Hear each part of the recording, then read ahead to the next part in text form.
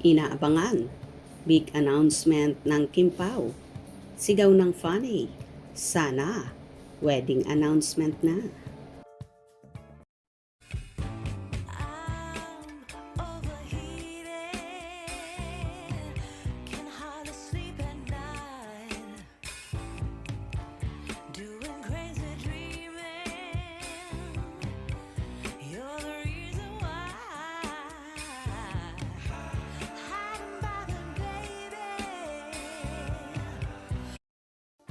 Nag-start na nga ang rehearsal ng lovely couple na sina Kim Chiu at Paolo Avellino. Bakbaka na nga ang kanilang ginagawa dahil nalalapit na ang kanilang Love Kim Pao World Tour na mag-uumpisa na ngayong darating na April 24, 2026. Kaya naman so excited na sina Kim at Paolo, lalong higit ang ating mga kababayan abroad. Samantala, may mga kumalat na larawan ang lovebirds kung saan so sweet talaga ng magjowa. Andyan ang inaayos ni Kim, ang damit ni Paolo at ang nakakatunaw na titig ng aktor sa napakagandang actress. Kasi usually pag nagtutour ako abroad with ASAP, ang dami-dami namin, or sometimes parang grupo na may kasamang mga singers talaga. I think it's one way also that we can also thank the fans with our performances and hinanda namin for them. Buy your tickets now. Hindi naman magka-umayaw ang sayang nararamdaman ng kanilang tagahanga kung saan inaabangan na nga nila ang big announcement ng Kim Pao na ayon pa nga sa ilang netizen, sana nga raw ay wedding announcement na ang magaganap sa dalawa na matagal na nilang inaasam-asam. Narito naman ang samut-saring reaction ng mga fanay. Congrats Kim Pao, we love you forever. Good luck sa World Tour Kim Pao, I love you.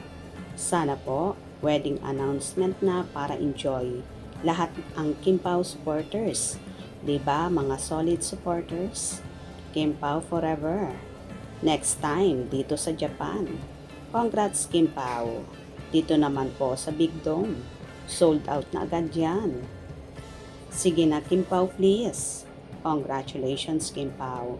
Looks like the announcement is just the start of something big. Congrats Kim Pao. The best. Perfect couple. Forever. Yes na yes. Abangan na lang natin yan. Hi mga ka-Kim Pao, it's a big collaboration with Amazon and God bless you Kim Pao. Always. Amen. Good luck. Kim Pao, so sweet naman ng magjosawang ito. Sana, endgame na ang Kim Pao at may wedding announcement ng magaganap. Sabi pa ni Pao, hindi ako maarte. Gusto ko lang may mag-alaga sa akin and she is Kim Chiu, the woman that Paolo Avellino's manifested for 15 years and she was given and the one for him. Honest at loyal si Pao, kaya binigay sa kanya. Pinaghiwalay ni Destiny ang magaling sa salita na babaero at yung isa naman sobrang mayabang at marupok din sa salita at gawa. So Paolo Avellino is the winner. Humble, kung magsalita man, walang bola at prangka. Pag ayaw, ayaw talaga. Honest at loyal. Low-key, but strong sa gusto niya. Hindi maluso sa sarili niya pero sa babae na mahal niya, he can give his all. Ganyan si Pao magmahal all the way. Yan ang maganda sa magjosawa, give and take. Nice Kimi. Yung isang lalaki iyak na naman, sabi nga niya nasa kanya na pinakawalan niya pa. Kaya narinig niyang single si Kim, ayon nakikipag-break ang Gerald. May nauna pala.